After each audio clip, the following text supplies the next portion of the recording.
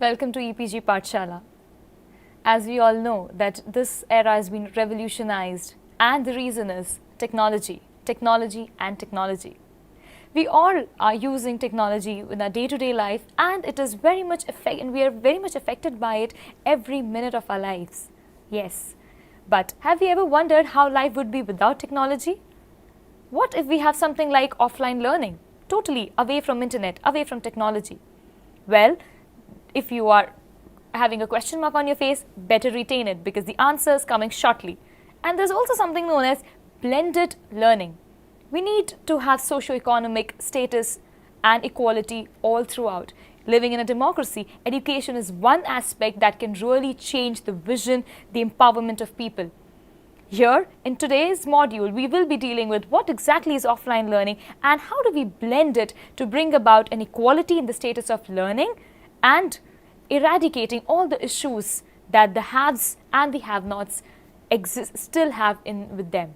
Let us now move forward with our module. To initiate an organization, students and teachers into e-learning, it is very essential to move them gradually from traditional classrooms to e-learning classrooms in simple steps which makes it easier to accept. Offline learning and blended learning provides a solution to it. This is done by benefiting their bottom line. It enables instructors as well as the instructional designers to develop skills needed for e-learning in small increments. It provides a solution to the problem of heavy cost and resources required for e-learning. Let us now understand what exactly is offline learning. The term online and offline have specific meaning with respect to computer technology. In general, online indicates a state of connectivity to the computer and the internet, while offline indicates a disconnected state. Offline learning is learning done through computer when it is not connected to the internet. Offline learning is a convenient way of learning without the need of any internet connection. Yes, so what we have to remember is offline learning is nothing but learning which takes place without the internet connection. There are certain ways in which offline learning can take place and they are offline browsing, offline storage and offline reader. Let us now understand all these aspects in detail one by one. 1. Offline browsing. Offline browsing, also known as offline favorites, is one of the special features of Internet Explorer. It allows saving single web pages through not an entire site. In the offline state, users can perform offline browsing where pages that they have previously been downloaded in the online state can be browsed.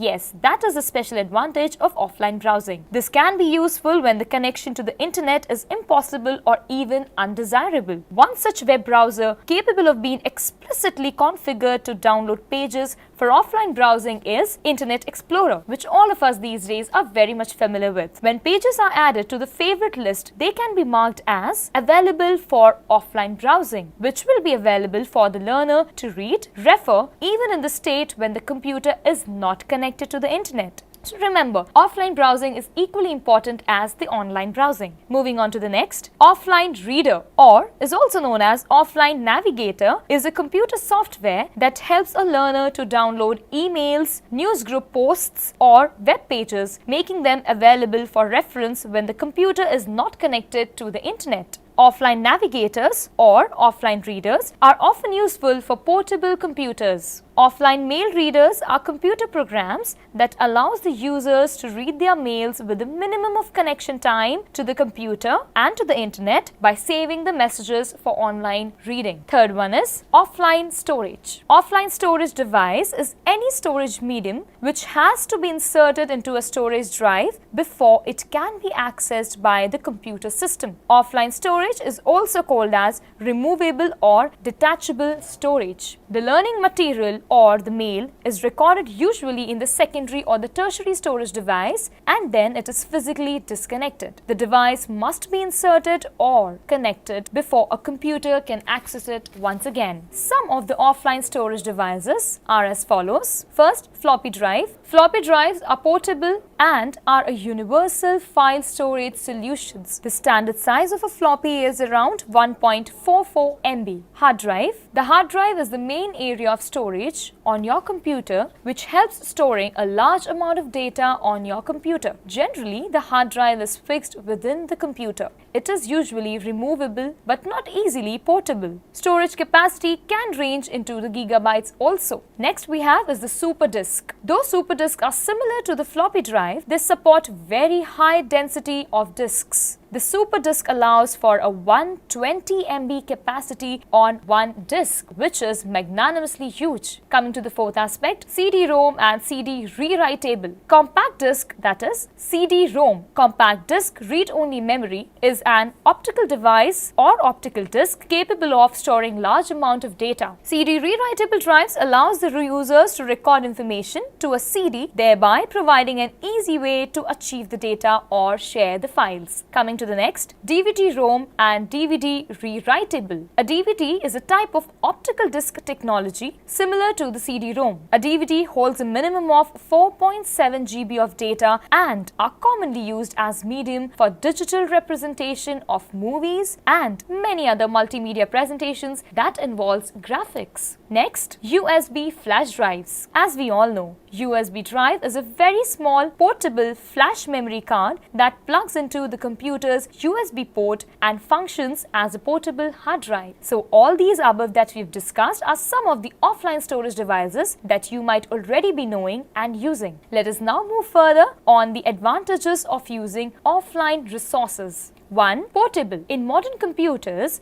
most secondary and tertiary storage media are also used for offline storage. Offline storage is used to transfer information since the detached medium can be conveniently transported physically from one place to another. Hence, we can say that offline resources are very portable and easy to carry anywhere. Second, they are secure. In a case of disaster, if your original data gets destroyed, a medium in a remote location will be probably unaffected, thereby enabling the data recovery. Offline storage increases a general information security since it is physically inaccessible from a computer and therefore data confidentiality or integrity cannot be affected by computer-based attack techniques. So its security is an added point, added feature as compared to the online learning. Next point, it's economical. Indeed, if you connect to the internet via a dial-up modem and a standard telephone line, it can save a lot of money on your phone bills as well. So if you really think you have to manage onto money, this offline resource learning is very apt. Next, teacher-friendly. Using the sites in an offline state helps the teachers focus more on the specific materials, thereby giving control over the materials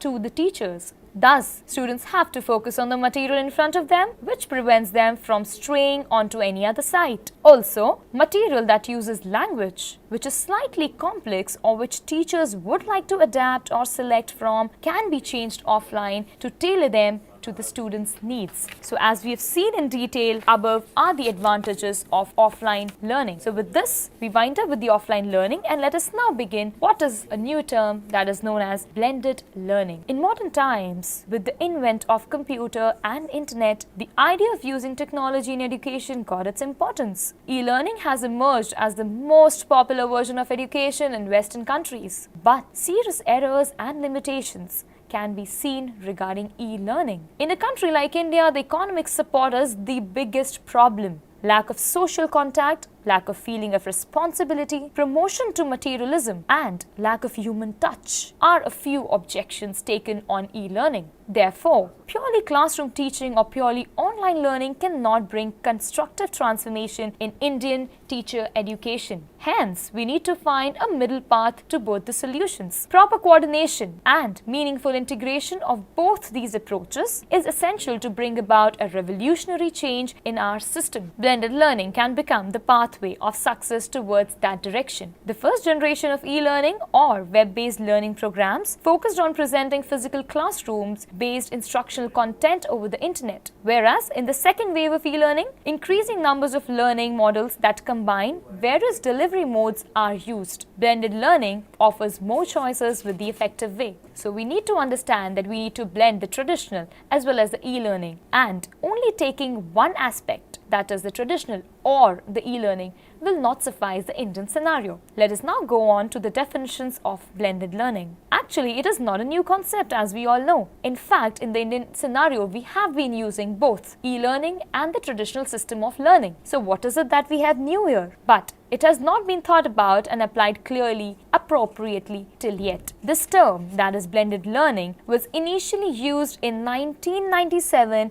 in United Kingdom. According to Graham Spanier, he says, it is the largest unknown trend in higher education. Blended learning is a mixture of online learning as well as the classroom learning that contains some of the facilities of online courses with the presence of face-to-face communication. Let us now go on to another definition said by Rovai and Jordan in 2004. He says that blended learning is a combination of instructional modalities or a combination of delivery of media. It is also a combination of instructional methods. It is also a combination of online and face-to-face instruction. Blended learning, according to T. Barker in 2005, means a learning program where more than one mode of delivery is used. If we see Picciano in 2006, he says, there are two significant elements in defining blended learning, and those are online and face-to-face instructions. So we can now summarize saying that blended learning approach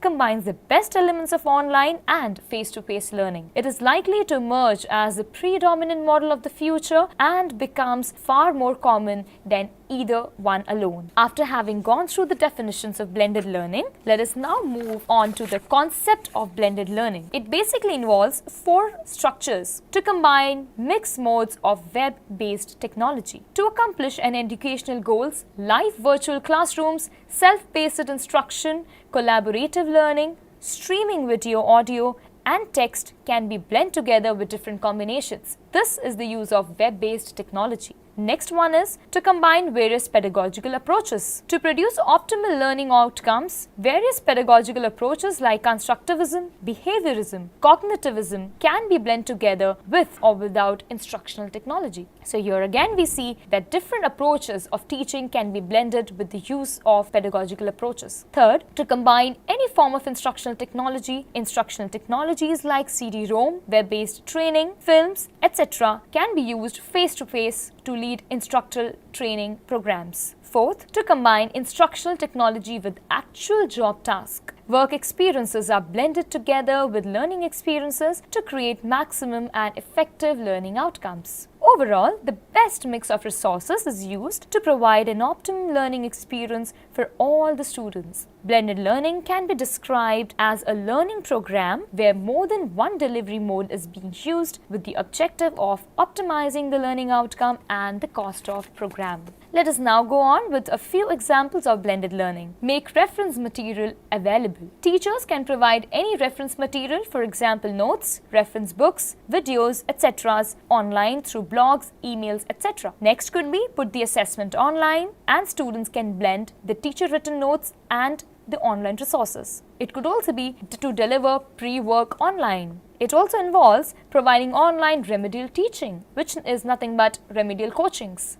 It can also be providing guidance, mentoring online, and arranging expert lectures online. Now, since we are quite familiar with what definitions is it and what examples are of blended learning, let us now move a little forward and see the models of blended learning. Following are the four models that are used in schools today. 1. Flipped classroom. Flipped learning is a modern approach to learning. It is opposite of that of the traditional classroom. In traditional classroom, the classroom time spent on lecturing to students, which is none other than the teacher-centered approach. Whereas, in flipped model, this time is utilized for discussion to encourage individual learning and provide one-to-one help to students, and also to improve student-teacher interaction. The instructional or teachable content is given beforehand to the students and still available in the class. Next is station rotation model. In a station rotation model, within a given course or subject, students are divided into different groups.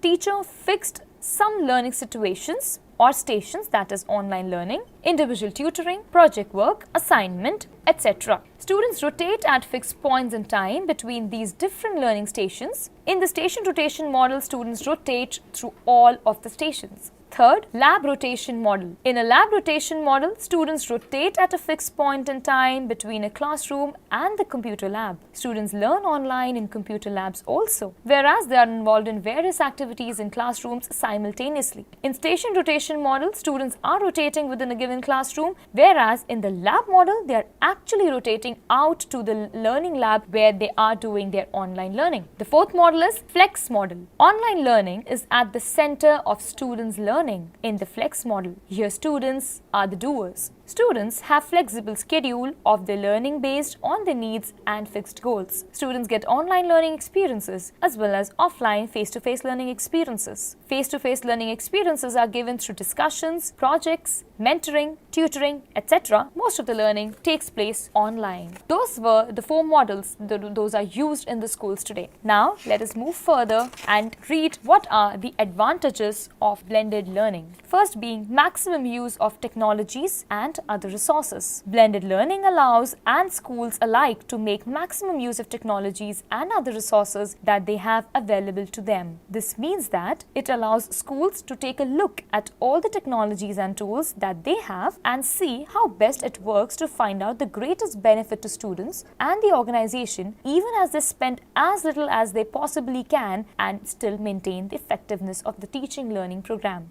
Next, the speed with which you reach thousands of people is unmatched by traditional methods, as they can all be reached simultaneously without the restrictions of time and space. So it basically is concerning distance is eliminated. Next, challenges of using a purely online modality are eliminated. Very correct that not all the content can be properly delivered online. The challenges of using a purely online modalities are eliminated here when a blended approach is used. Hence, we say that it's a little more safer and sound to use as compared to online modalities. Next, traditional approaches where they work the best and applying technology-related methods. That means one another advantage is that by making use of traditional approaches wherever they can and using technology wherever they are available, the most appropriate achievement of instructional goals can take place. Teachers, by this way, can avoid the exponential increase in costs that can accompany a complete switch to online methods only. It allows students to avoid costs that are incurred through travel, accommodations, and many other expenses that are tied to students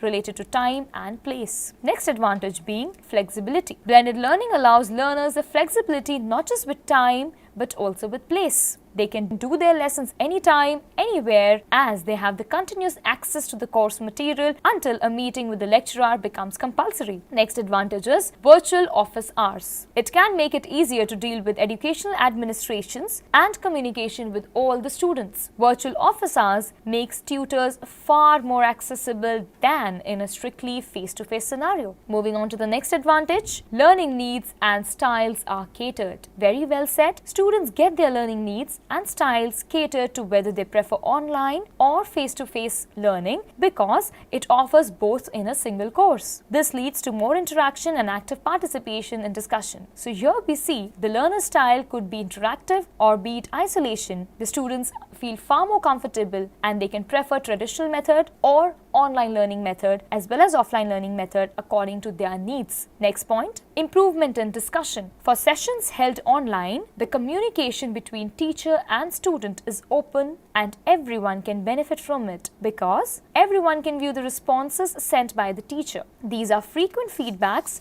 from the teacher resulting in an effective learning environment. Some other advantages could be some lecturers experience an improvement in the quality of students' writing and discussion also. According to the 2009 study from the Department of Education, students who took all or a part of a class online performance test on an average then those taking the same course through traditional face-to-face interaction have performed better. That means students who mix online learning with traditional course, that means blended learning, have done a better job. Online resources are updated and upgraded from time to time time. Thus, students have access to unlimited up-to-date resources. We can now say that it helps to develop time management skills also and critical thinking skills also. Blended learning is flexible as it gives freedom to the students to choose time as per their convenience. Having seen all the advantages, I'm sure we are all very much convinced of using offline as well as blended learning as the time requires. Now, as we all know, there is always a pros and cons attached to each of the following aspects. We also have certain disadvantages that are attached with the blended learning. Let us deal with them